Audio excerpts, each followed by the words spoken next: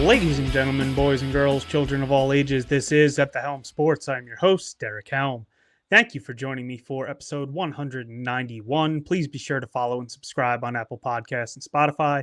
Leave those 5-star reviews. If you're watching on YouTube, hit that like button, subscribe. Down in the comment section, basically just let me know what you think about this show, because today was absolute chaos and was going to have some guests on, but because of some scheduling issues, it is just going to be me. So I'm actually going to freestyle this one a little bit. Not necessarily going to go game by game. We probably will go through most of the games, but from a little bit different of a standpoint. I kind of want to look at these team totals, the game totals, kind of go through what we think in the atmosphere is going to be like, and then go through some of the stats from week one. I think people are heavily going to overrate what they saw in week one. It's just 1 week, so we don't still know what a lot of these teams or roles are going to be, but we could talk through some of that, maybe look at some of the ceiling projections of some guys, and just get into basically the gist of what I'm looking for this week in DFS, and then we'll go through a couple of my bets and how I got to them. So like I said, it's going to be a freestyle show. Should be a fun one. Week one was fun. I mean, little sloppy from a football standpoint. Not a lot of super high scoring games. I mean, I do expect this one to be much higher scoring slate than what we saw for opening Sunday. But why don't we just hop right into? We have a couple teams that are expected to play pretty well here and put up points. We have the big boys back on the slate with Josh Allen and Lamar Jackson. So why don't we get into this one? We have highest team totals as slate. Baltimore 28.5. And we just mentioned Josh Allen, and Buffalo is 26.5. So those are the two highest totals on the slate. And I do think that those two quarterbacks are too cheap, floating in or right at around $7,000. I think you can do a lot with your lineups and still be able to fit these two in. So I expect them to be quite popular and take away some of the ownership from some of the other quarterbacks on this slate, one of which, Burrow, 26-point total at home as favorites against Jacksonville. I think that is a game that a lot of people are going to target. I think that they didn't look great last week, so maybe the Bengals aren't as popular as they should be. And again, with Lamar and Allen taking away some of that ownership from Burrow, I think you can get him at a pretty good ownership here. Pair him with Chase, pair him with Higgins. You could do the double stack, bring it back with maybe a Brian Thomas. I would expect ATN to be a very, very popular play this week with his role and the fact that they shipped Tank Bigsby out of town. But we'll get to Tootin. I do think that he can fill in a little bit here and maybe be a problem for some of the people that are thinking they're going to get a huge game from ATN again and it's going to be all him. Maybe Tootin gets involved a little bit more and caps his upside, but it is a good matchup. It is a good price for ATN against this Cincinnati defense. So I definitely think that there's some things you could do in that game. Just going to have to check out the ownership and see, because I do expect it to be popular. Now, obviously, Jacksonville didn't look great in week one. The rain delay maybe had something to do with that, but you would have to expect them to target Brian Thomas a lot more. Hunter was fairly involved. I could see him playing a little bit of defense in this one just because of the weapons that Cincinnati has. Maybe they do on passing downs say, get on out there and play corner. So I'm not really crazy about him. On the Jacksonville side, I'm not trying to play Lawrence again. It would probably just be Thomas and ATN as bringbacks, or maybe even skinny stacks with the Chase or a Higgins, or I do love Chase Brown in this. He's still too cheap for what his role is. But back to the totals, Detroit also has a 26-point total. Now, Chicago looked all right for basically a half on Monday night, but I think Detroit could definitely get right here. I don't necessarily love Goff stacks. I'm not crazy about Jameson, but obviously he can do a lot of damage on unlimited touches. So if you wanted to play him, I think it's fine. But I like Amon-Ra quite a bit. I do like Gibbs quite a bit. And I could actually see Monty even being usable in this one.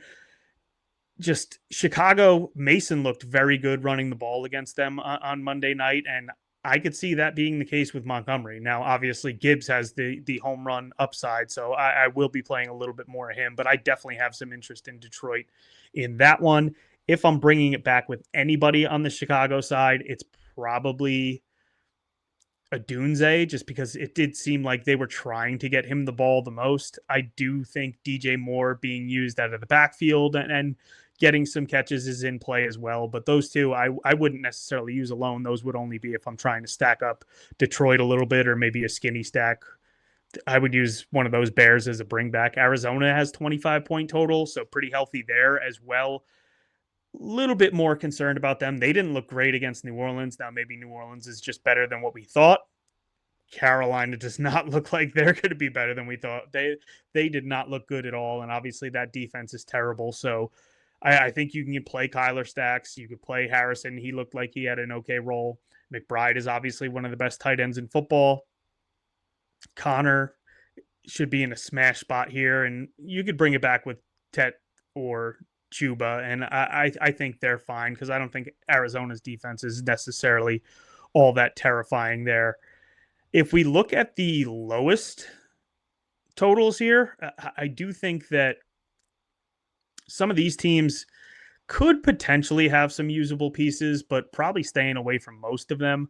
The lowest team totals on this slate: Cleveland 17, Tennessee 18, Seattle 18.3, Carolina 18.5, New Orleans 18.8. I do think that I have some interest in Cleveland, especially in Lamar bringbacks or skinny stacks with Derrick Henry.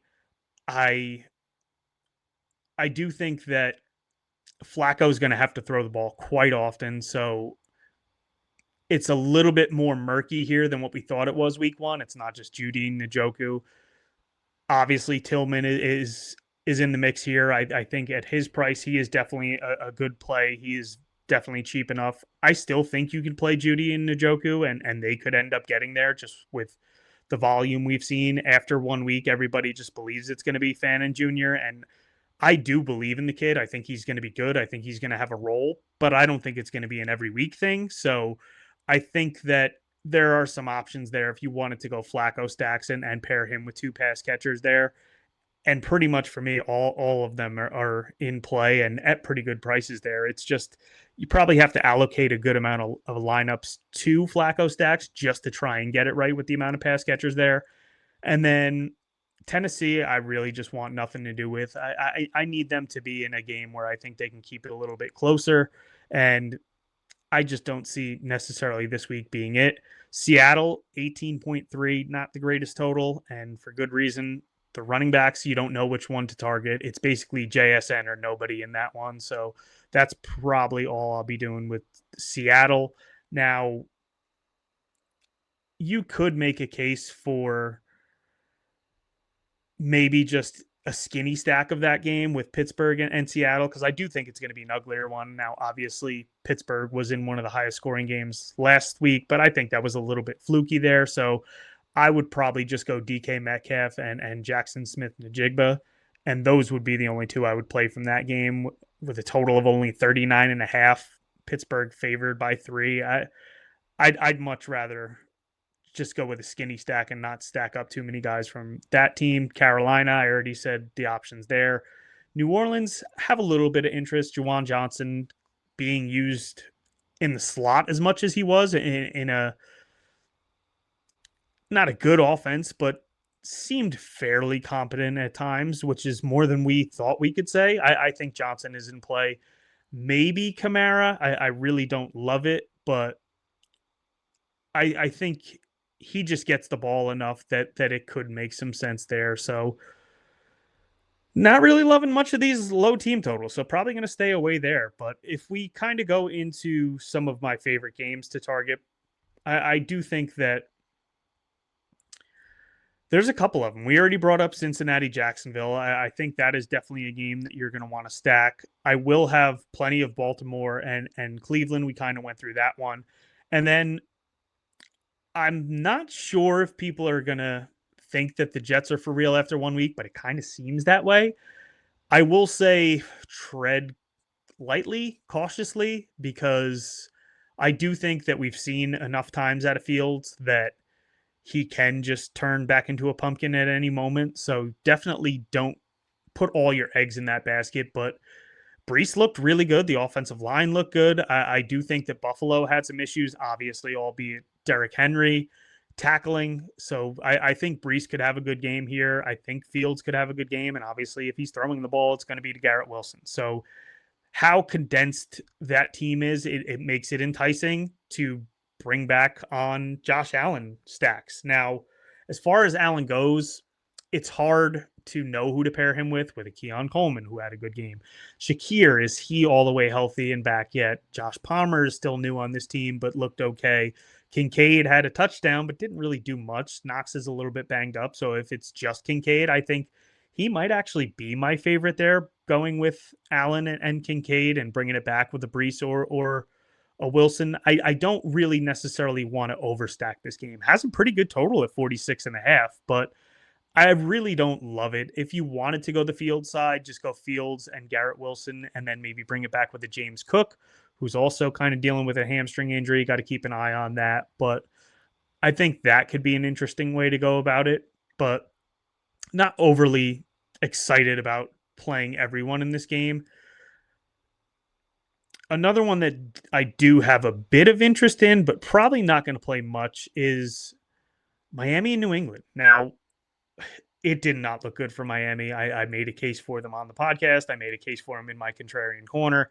Tua was absolutely terrible. McDaniel looks like he's going to be fired next week.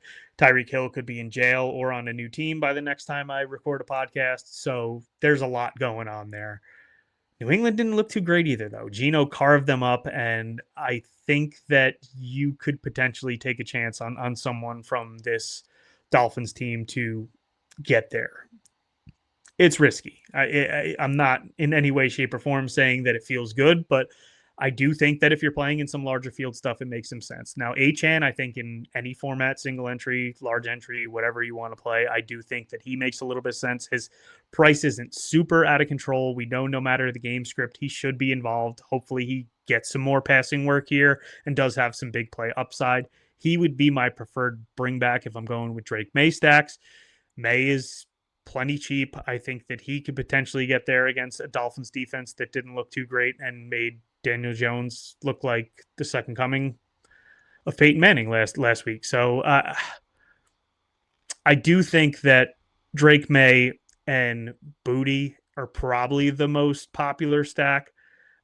I would probably do Henry maybe and hope that he gets there, fill out your quarterback and tight end position, and then you could bring it back with one of the guys from the Dolphins, preferably Achane. So just some ways to attack that one. I'm not going to go above and beyond to game stack that, but I do think that it is a usable piece this week. So I guess we can get into some ceiling projections here, because I think that it is important. A lot of people have projections now, have access to simulators, and if you don't have that or aren't taking it into account, I do think that you are at a disadvantage. A lot of people just go based off fantasy football vibes, and I like this guy, I like this matchup, I go in there. That's fine. You can know ball. That's fine. But there is a little bit of a science to it, a little bit of a math to it, and not necessarily just living by the numbers. I would never say just watch the games, just look at the numbers. I think you are doing yourself a disservice if you are just doing one or the other. You need to watch the games because numbers don't give you all the context. And then you need to look at the numbers because just watching the games, you're going to develop a bias. So a lot of times your eyes will think something happened. You'll watch a game and then you'll go back and you look at the actual numbers and you'll be like, oh shit, that's pretty crazy.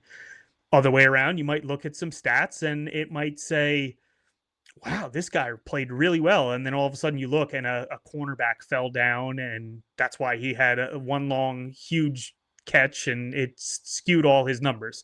Or the other way around, maybe a guy had a terrible game, but he got pass interfered on a play that would have been a touchdown and the quarterback overthrew him by 3 yards on another one that would have been a touchdown. So all those things add context. So I do think that we need to look at this just from a whole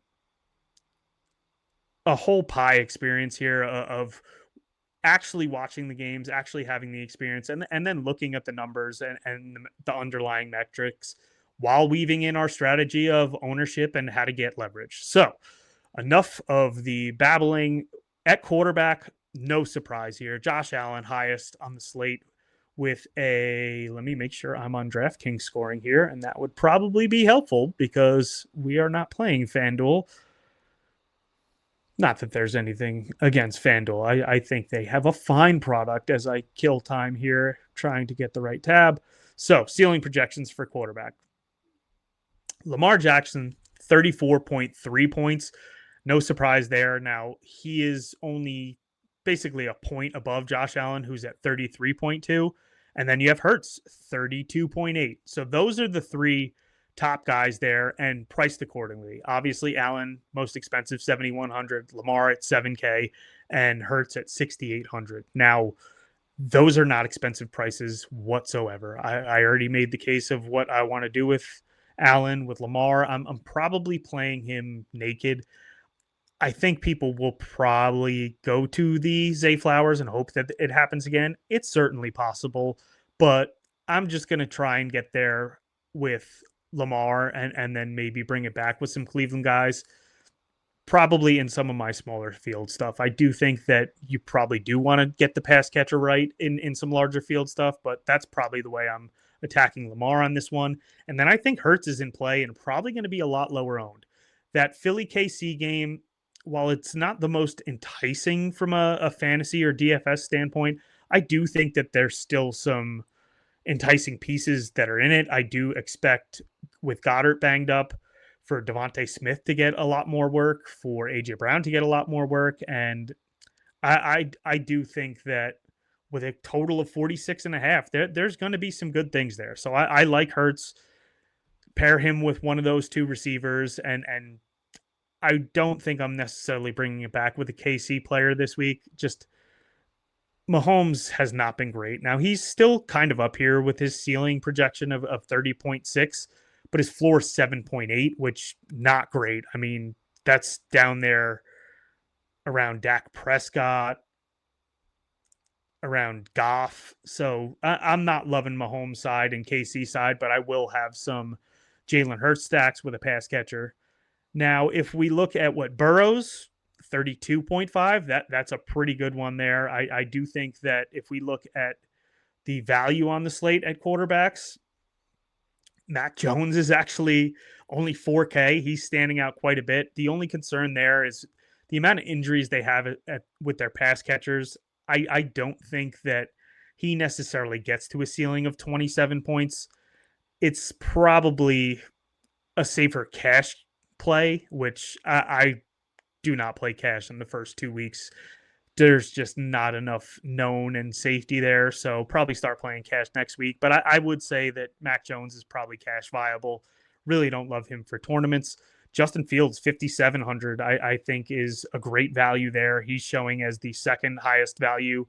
And again, has a high ceiling projection of 31 points. So we definitely like that. And then Drake May is the third highest value on the slate here, points per dollar at 5,200, and again has a projection just under 30 points. So made a case for him and what you could potentially do there, and like it quite a bit. If we move over to running back, obviously we have Henry and Barkley back on the slate here, but McCaffrey still has the highest ceiling, and it's understandable. Didn't really look explosive last week, didn't look like himself. Now, maybe that calf is bothering him a little bit more than he let on, but still he's getting 30 touches, and I mean, even if he scores a point per touch, that's 30 points for him. So he's leading the slate here in projection, even with Henry and Barkley on it. Henry does come in next at 27.8. Achane is actually tied with him for a ceiling projection of 27.8. Now, that's pretty interesting considering Achane's only 6,900 compared to Henry's 8,200. So as we were just saying, Drake May looks to be a value. Achane looks to be a value. Generally, that means those guys carry some ownership, but they could be a good partners to stack together and maybe even a skinny stack if you wanted to play May naked. Henry, I do like quite a bit because of that 8,200 price tag. I think that they are going to probably go overlooked a little bit as far as Henry goes, and maybe even Barkley to a lesser extent. But I do think some people will click on Barkley more than Henry, only because you can play Barkley for $200 less. And I would say at this point, I don't think there is very much of a difference between the two of them. Barkley is probably a little bit better of a pass catcher and can add that, but doesn't necessarily catch a lot of passes. So I do think KC's defense is a little bit more formidable this week to not shut down Barkley, but maybe limit him. And that's potentially why his ceiling projection is only coming in at 26.2, which is a little bit less than these other guys. So I would actually prefer to pay the extra $200 for Henry this week. And they're 11.5 point favorites against Cleveland. So they're going to be winning this game. They're going to be playing from ahead. And whenever that has been the case in Henry's career, he absolutely smashes. So I love him at 8,200 and will be playing quite a bit of him. I said I like Gibbs here. I think his ceiling projection of 26 is spot on there. And he's also significantly cheaper than some of these guys and $100 less than McCaffrey. So I think that he comes in at a little bit lower ownership as well, because McCaffrey probably soaks up a good amount of that.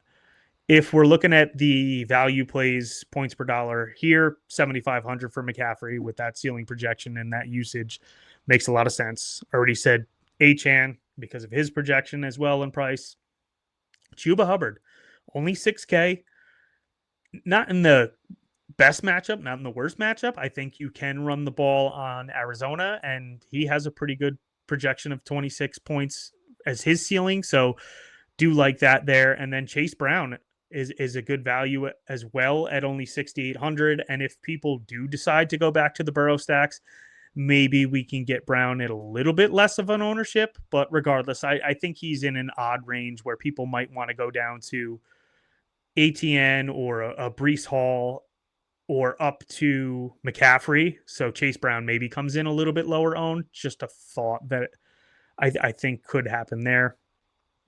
If we look at wide receiver is pretty easy this week with the ceiling projection. It's going to be Jamar Chase most weeks, 30 points there. Neighbors actually has a pretty high projection. I do think that with Deron Bland going down, Neighbors should have a field day here. It's just a matter of, can that offensive line block long enough for Russ to get him the ball? But he was targeted last week when they didn't block too well, and should be targeted quite a bit in this one. I do like Neighbors there, and it's an expensive stack, but CD to Neighbors, or maybe even a Pickens to Neighbors, I think is a nice skinny stack that you could go with. I don't hate Dak Prescott stacks this week. I do think that you could pair him with CD and Pickens, or go with one of them and a Ferguson, and it actually makes sense. I mean, Ferguson always seems like he's about to score a touchdown. So maybe one of these weeks he actually will. And then if you get a ceiling game from Pickens or Lamb, that makes your day for Dak there. So I do like that one quite a bit. And then clearly, if you're bringing it back with anybody on the Giants, it is going to be Neighbors. So I do like that quite a bit there. And then I already made the case for Amon-Ra, one of the highest projections there, and also rating out as one of the best values at 7K. So that's what we're looking at as far as the ceiling projections for this week. And I do think that points per dollar, you're going to see a lot of those guys that were mentioned, that they tend to be the higher owned, but some of them I do think, because of where they are priced, could get looked over a little bit. So real quick, we can just kind of skim through and see if there's any of these guys or any of these games that we haven't really touched on that could make a little bit of sense to target. But I think we've really touched on it the most. The one I will bring up is Denver at Indy. Denver's defense is for real. I don't expect Daniel Jones to look great. Not really loving Pittman if Samuel's going to be covering him, Surtain. It's Samuel, Jesus. I'm not loving Jonathan Taylor against this, but I am willing to go to Bo Nix. I think that Indy's defense is not that great. They're not terrible, but they're nowhere near as good as what they looked last week. So I think I'm going to go back to Knicks and think that in a dome, him and Sutton could maybe put up some points here. So I don't mind that. Otherwise, probably really not going too far out of my way to stack a lot of these other games. And we really touched on most of them. Anyway, if we dive into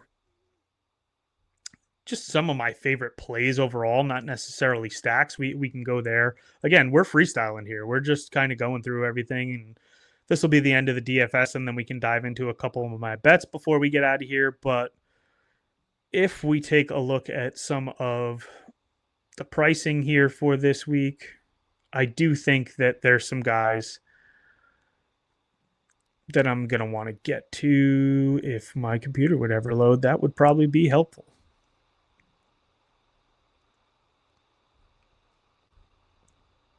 Okay, I guess not then. This is gripping audio. I know half of you probably turned off the podcast right now, but all right, we're going to switch gears then because we are going to go into my bets because we went through enough DraftKings there. I think you guys kind of get the gist of where I'm going this week. So, first bet I made, I did Bashal Tutin at over 17 and a half rushing yards. Now, Bet Rivers was the only place that I saw that out yet. Took it at minus 120, so a little bit of juice there. He had 11 yards on 3 carries last week. Now, they shipped out Bigsby. Yes, ATN is going to get the bulk of the work, but I don't think he's strictly just going to be the workhorse.